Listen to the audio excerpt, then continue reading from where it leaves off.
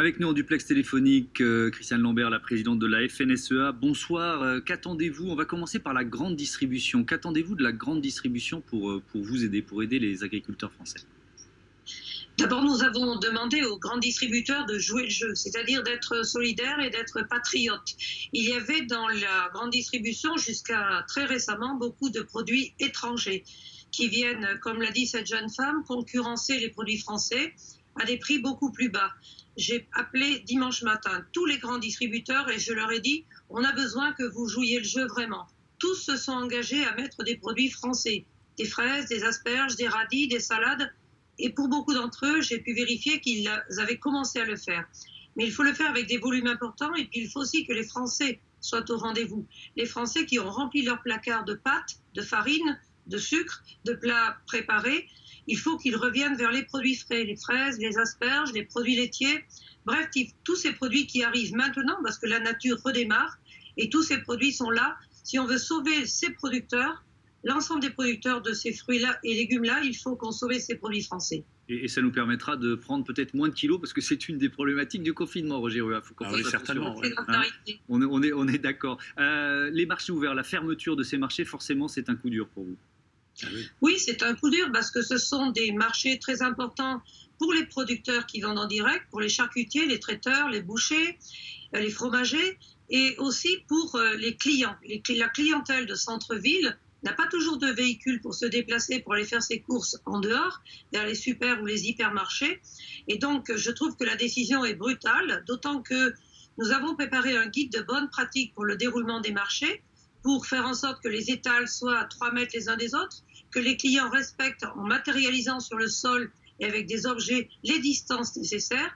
Ils peuvent tout à fait se passer. Donc, nous avons rédigé un guide de bonnes pratiques que nous avons transmis dans tous nos départements. Les maires vont se le voir proposer pour ensuite l'envoyer au préfet qui, lui, peut décider de la réouverture de tel ou tel marché. Mais c'est extrêmement important. Sur demande des élus, sur demande des maires. Tout à fait. Ce sont les maires qui doivent proposer, sur la base des mesures de sécurité qu'ils mettent en place, que les marchés soient réouverts. Et ce sont les préfets qui décident. J'ai écrit cet après-midi à Bruno Le Maire, à Christophe Castaner et aussi au président de l'association des maires, François Barouin, et le président des maires ruraux, pour qu'ils soient solidaires et qu'ils nous aident à réouvrir intelligemment ces marchés. Didier Guillaume affirme, alors ça peut sembler paradoxal alors que la demande est plutôt en train de baisser, mais Didier Guillaume affirme que vous manquez de main-d'œuvre, les agriculteurs manquent de main-d'œuvre. Il lance un appel aux Français désœuvrés pour vous venir en aide. Il évoque 200 000 emplois directs dans les métiers de l'agriculture. Est-ce qu'effectivement vous demandez aux Français, alors on se demande dans quelles conditions sanitaires, de venir aider les agriculteurs? Oui, chaque année, l'agriculture recrute énormément de saisonniers pour les travaux en ce moment. C'est bien 200 000 personnes, 45 000 au mois de mars, 80 000 en avril et encore 80 000 au mois de mai. Parce qu'il y a beaucoup de travaux de saison et nous devons pouvoir les réaliser. D'habitude, ce sont des étrangers qui venaient. Aujourd'hui, en raison de la crise sanitaire, ils ne peuvent plus venir. Donc, nous avons besoin de bras. Nous avons lancé vendredi dernier une plateforme qui s'appelle « Des bras pour vos assiettes ». Parce qu'il s'agit bien de cueillir et de récolter la production française pour les Français. Vous avez expliqué tout à l'heure le lien très étroit que certains redécouvrent entre les agriculteurs, leur alimentation et les consommateurs, bien sûr avec les industriels et les distributeurs. Mais la production qui est faite en France, le soleil brille, la température remonte, les fraises arrivent à maturité, les asperges aussi, les radis, les salades, les tomates et tout ça, il faut le récolter. Le comble, ça serait que les producteurs soient obligés de laisser pourrir ces fruits et ces légumes dans leur maraîchage et dans leurs serres, ça serait un comble, effectivement. Mais Christiane Lambert, pardon de vous interrompre, Christiane Lambert, il y a quand même une question sanitaire qui se pose. Et d'ailleurs, cette question, elle est évoquée par Philippe Grégoire, qui est président du mouvement national des éleveurs de nos régions. Il ne comprend pas exactement cet appel à la main-d'œuvre. On l'écoute et vous lui répondez juste après. Il y a un double discours, parce que vous ne pouvez pas dire en même temps qu'il faut un confinement total pour préserver la vie des Français et envoyer des petits soldats au combat dans les champs, prendre des risques. Ce métier-là n'est pas rémunéré depuis des dizaines et des dizaines d'années. Si on en est arrivé là, c'est le modèle économique qui nous a amenés dans le mur, qui a été cautionné par la FNSEA. Christiane Lambert, on ne va pas développer un débat sur le modèle économique de la FNSEA. Mais en revanche, la question sanitaire, elle me semble pertinente. Comment vous allez faire pour vous assurer que cette main-d'œuvre que vous appelez n'est pas contaminée et ne va pas propager le virus en France?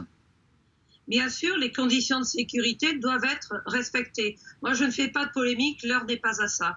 Nous avons demandé les conseils des médecins préventeurs de la mutualité sociale agricole.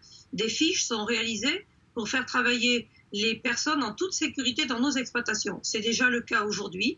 Ils ramassent un rang de fraises sur 2. Ils ne se côtoient pas, il y a tous à leur disposition les gels hydroalcooliques, de l'eau, du savon et des sopalins jetables pour s'essuyer les mains. Tout ça, c'est prévu, organisé. Ça se passera dans de bonnes conditions, je peux vous rassurer. Et de toute façon, ça a été aussi validé par le ministère du Travail, par le ministère de l'Agriculture et par Bruno Le Maire. Donc ce site, des bras pour nos assiettes, des bras pour ton assiette, .wizy.farm, il est en ligne. J'ai eu aussi aujourd'hui des appels de nombreuses entreprises qui m'ont dit, voilà, CEA, le marchand de vêtements, nous avons 2400 salariés qui disent, nous on ne travaille pas, on est chez nous, il y a des gens qui sont au front, qu'est-ce qu'on peut faire? Plusieurs entreprises m'ont appelé, j'ai aujourd'hui plus de 20 000 personnes qui se sont déclarées pour venir aider les agriculteurs. Donc les Français sont généreux, la solidarité est là. Bien sûr, il faut des gens qui travaillent pour que nous puissions manger, mais nous le ferons en toute sécurité, bien évidemment. Et moi, je suis sensible à ces gestes en direction des agriculteurs. Nous souhaitons bien sûr que ça dure au-delà de cette crise, parce que qu'il pleuve, qu'il neige, qu'il vente, les agriculteurs sont au travail dans leurs champs, dans leurs prés, dans leur maraîchage. Et puis, les distributeurs jouent le jeu.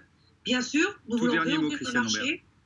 Et je termine en vous remerciant aussi de relayer ces messages-là. Sachez que les agriculteurs apprécient qu'il y ait cette considération pour eux. Ce travail est difficile et franchement, c'est la base de notre alimentation. Le président de la République l'a dit lui-même. Il faudra certainement des changements pour notre sécurité alimentaire à terme. Et ça ferait partie de nos débats dans la deuxième heure de Ce Soir Info.